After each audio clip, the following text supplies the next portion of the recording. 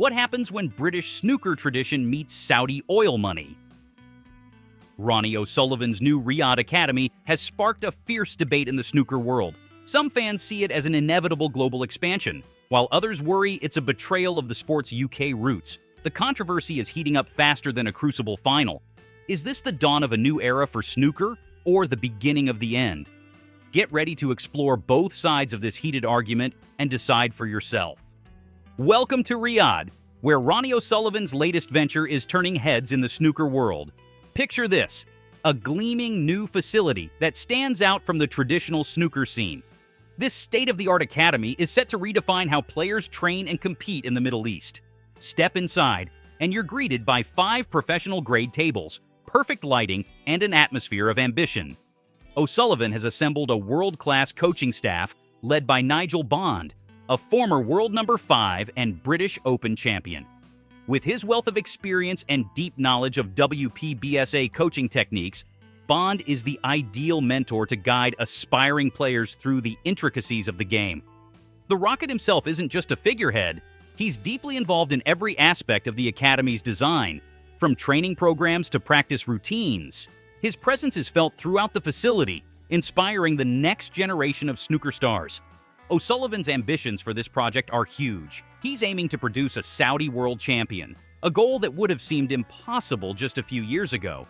"I would love to see tour players and even world champions from Saudi Arabia one day," he said, "and it will give me great satisfaction to play a role in their development."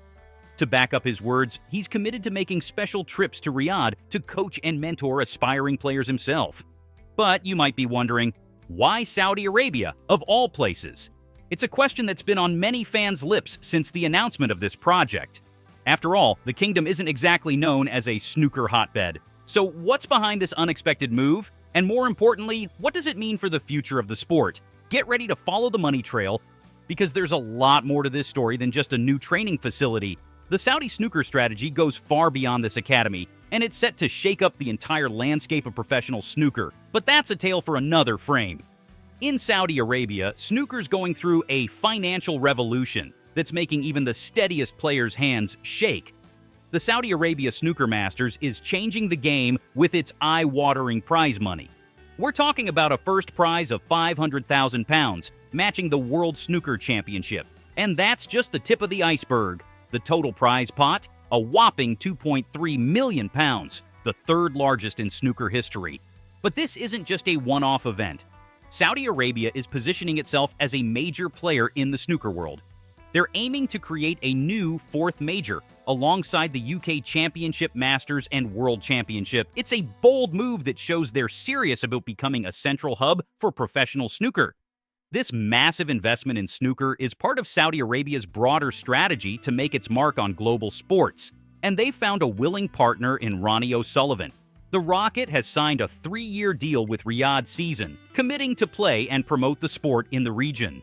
With O'Sullivan's star power and Saudi Arabia's deep pockets, we could be looking at a shift in snooker's center of gravity. But not everyone's excited about this new direction.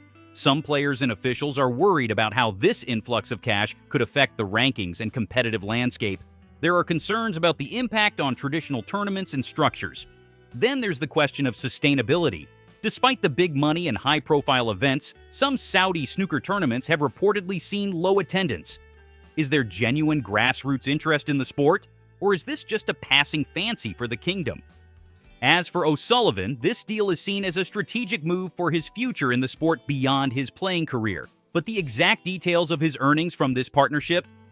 That's one number that hasn't been revealed yet. So are we witnessing the dawn of a new era for snooker, or a temporary golden age that'll fade as quickly as it arrived? Only time will tell. But one thing's for sure, this new direction for snooker is causing quite a stir. Some are cheering, while others are wondering if the sport's soul is being traded for a big payday. Ronnie O'Sullivan's latest move has sparked a firestorm among fans. The Rocket, who once represented the everyman, is now facing accusations of betraying his roots.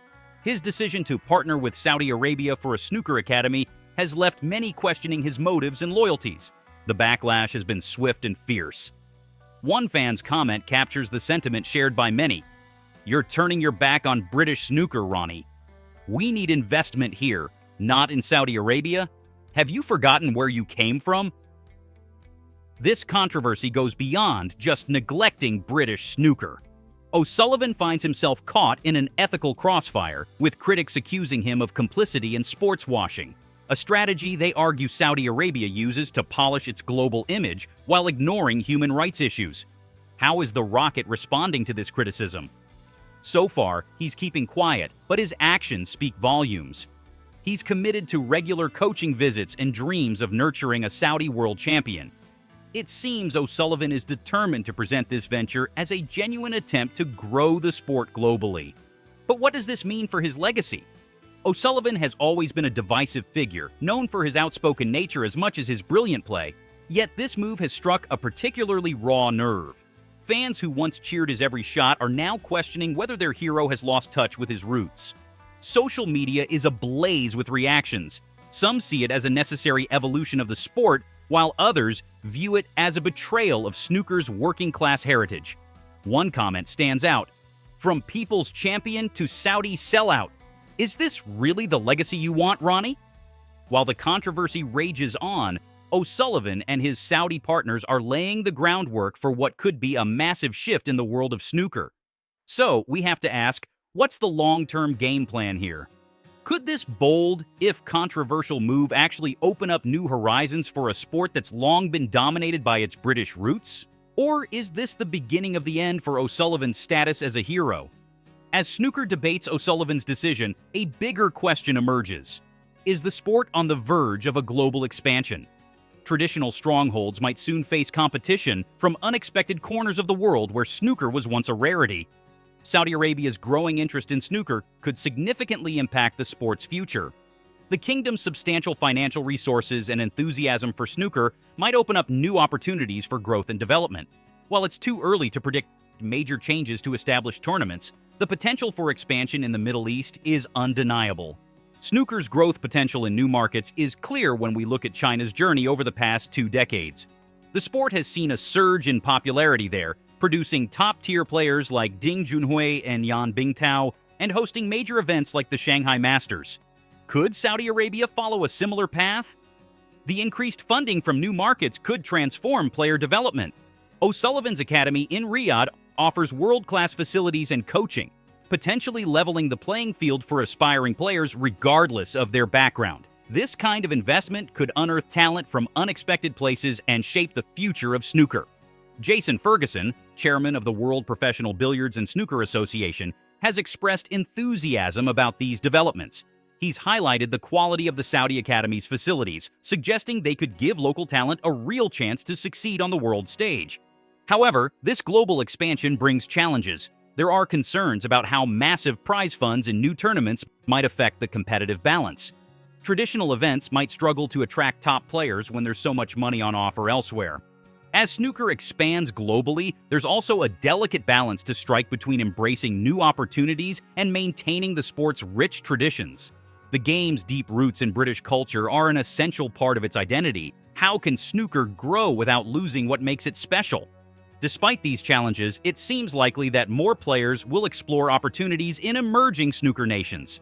The potential for growth and the chance to expand the sport's reach is compelling. We might see more academies and initiatives in unexpected places, with players taking on roles as ambassadors for the game. As we look to the future of snooker, many questions remain. Will this global expansion lead to a more diverse and competitive sport? Can snooker maintain its traditions while embracing new markets and audiences? The answers will shape the game for years to come, determining whether snooker remains the sport we know or evolves into something new and exciting. It's clear Ronnie O'Sullivan's Audi snooker venture has sparked debate in the snooker world. The promise of growth and a global stage comes with questions about tradition and ethics. What does this mean for snooker's future? There's potential for more tournaments and better conditions for players, but the controversy surrounding sports washing can't be ignored. Your thoughts on this matter are crucial. Do you see this as a step forward for snooker or a step too far? How do you think this will shape the sport you love? Share your thoughts on the future of snooker in the comments below. After all, it's the fans who truly keep the game alive.